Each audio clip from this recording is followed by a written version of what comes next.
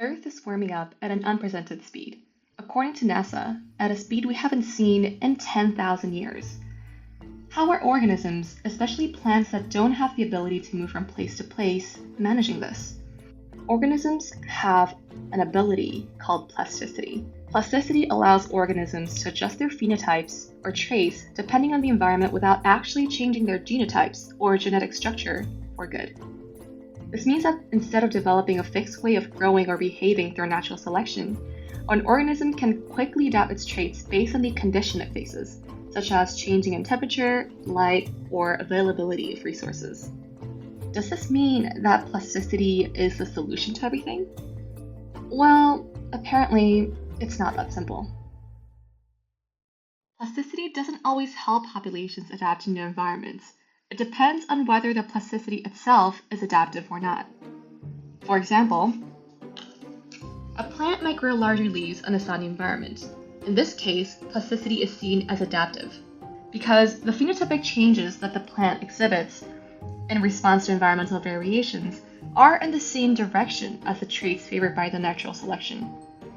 For the adaptive potential of a population to be maximized, there should be a large amount of genetic variation in the trait that is being selected. Think of it as this.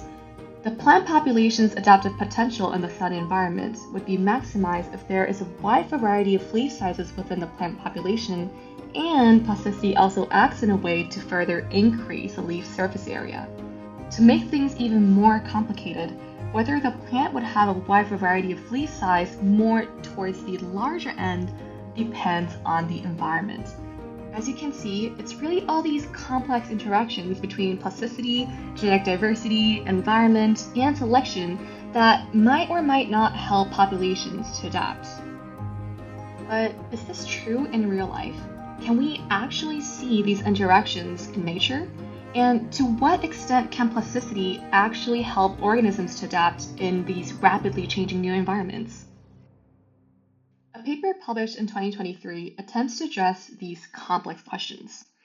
Before this, there haven't been any real-life studies that look at how genetic variation affects the adaptive potential of populations in new environments. The scientists focused on two sister species of Sicilian daisy. One of them lived in the higher elevation while the other in the lower. They tried to see how the elevation, which is related to temperature, affects genetic variance and thus their adaptive potential. To do this, they planted seeds across 4 elevations, including each of the species' native habitats and 2 intermediate ones, and measured the leaf traits across elevations. And the results were incredibly interesting. As the environment became more and more different from their native habitat, the higher elevation species showed less genetic variation towards the preferred trait by natural selection compared to the lower elevation species. Basically, when the scientists moved the higher elevation species to habitats of lower elevation, they had less adaptive potential compared to when the lower elevation species were moved towards higher elevations. These results collectively prove that not only is plasticity species-specific, but the interaction between plasticity and the environment might limit population adaptation by reducing the directionality of genetic variation towards the phenotypic optimum. And perhaps the most interesting aspect of the study is that it supports the idea that adaptation and plasticity might be more limited in warmer conditions. As all research does, the study has several assumptions and thus limitations. There is several research that highlight the importance of plasticity across multiple generations and how plasticity can even be reversed throughout an organism's lifetime. But this research was focused on a singular planting event and its early stage plasticity.